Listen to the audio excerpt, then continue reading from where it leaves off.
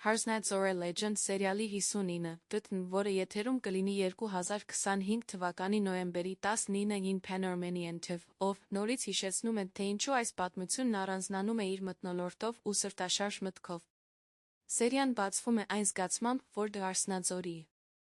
լեգենդը ոչ միայն անցյալի հեքիաթ է, այլ նա հիմք նոր զգացմունքների ու դրամատիկ զարգացումների համար։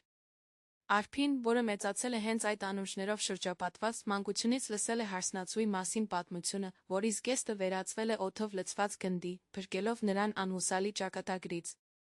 Եվ հիմա, երբ նրա կյանքում հայտնվել է Հայկը, նրան սիրո պատմությունը կամաց ստվերում է նույն լեգենդի տոնայնությունը։